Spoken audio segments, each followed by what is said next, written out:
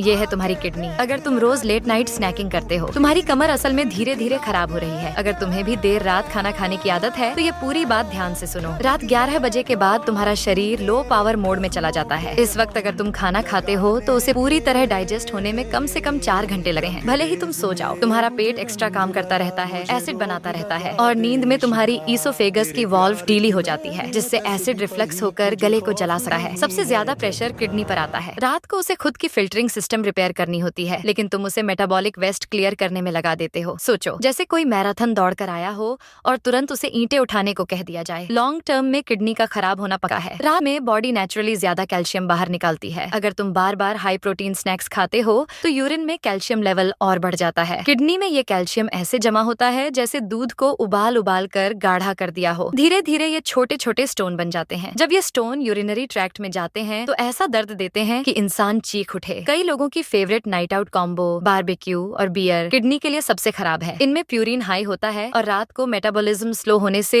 Purine uric acid बनकर शरीर में जमा हो जाता है। हाई यूरिक एसिड के रिजल्ट तुम्हें पता ही है। साथ ही बॉडी नमक बैलेंस करने के लिए पानी रोक लेती है। सुबह उठते ही चेहरा फूल जाता है, आंखें सूजी हुई लगी हैं और मेकअप से भी नहीं छुपती है सूजन। तुम सोचोगे चलो फल खा लेते हैं, पर सच ये है कि रात को शुगर मेटाबॉलिज्म भी स्लो होता है। फ्रूट शुगर भी किडनी पर लोड बढ़ा देती है और अगर तुम रात में हॉट पॉट या बारबेक्यू जैसे high oil high salt food खाते हो तो ये किडनी का काम डबल कर देता है, जैसे एक आदमी से 3 लोगों का काम करवाना। आखिरकार ये ओवरलोड हो ही जाती है। ये मत सोचो कि हेल्दी खाना खा रहे हो तो सब ठीक है। लेट नाइट ईटिंग खुद किडनी के लिए स्ट्रेस है। बेहतर है वक्त रहते अपने आप को कंट्रोल करो, वरना जिस दिन किडनी फेल हो गई तब समझ आएगा कि ये 3 शब्द मुंह को कंट्रोल करो कितने जरूरी थे।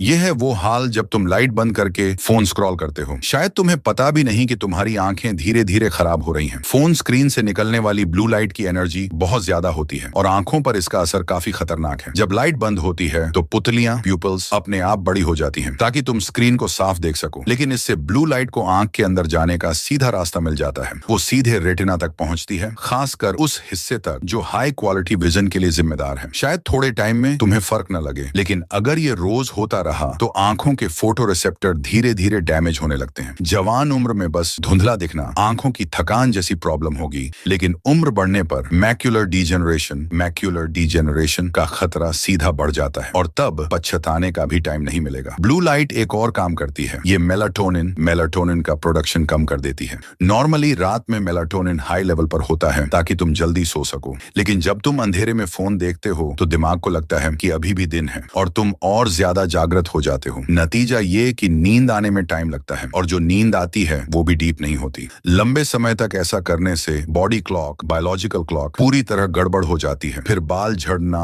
मुंहासे, इम्यून सिस्टम कमजोर होना सब शुरू हो जाता है। सबसे बड़ा असर आंखों पर होता है। अंधेरे में स्क्रीन और आसपास का कॉन्ट्रास्ट बहुत ज्यादा होता है। आंखों को लगातार फोकस एडजस्ट करना पड़ता है। ऊपर से कंटेंट में डूबे रहते हो तो पलकें झपकने की स्पीड कम हो जाती है, आंखें सूख जाती हैं, जलन, लालपन और चुभन शुरू हो जाती है। बहुत लोग फिर आंखें मसलते हैं जिससे कॉर्निया और डैमेज हो जाती है। सबसे खतरनाक आदत है साइड लेटकर फोन देखना। एक आंख स्क्रीन से 30 सेंटीमीटर दूर होती है और दूसरी सिर्फ 25 सेंटीमीटर, मतलब दोनों आंखें अलग अलग फोकस कर रही हैं। लंबे समय तक ऐसा करने से दोनों आंखों की पावर अलग होने लगती है। एक साफ दिखती है, दूसरी धुंधली। फिर चश्मा भी स्पेशल बनवाना पड़ता है। तो आज जो तुम ये छोटी सी आदत में मजा ले रहे हो, कल को उसी का बड़ा बिल तुम्हें आंखों के डॉक्टर को देना पड़ेगा। इस मैसेज को अपने उस दोस्त तक पहुंचाओ जो हमेशा लाइट बंद करके फोन स्क्रॉल करता है ताकि उसकी आंखें बच सकें।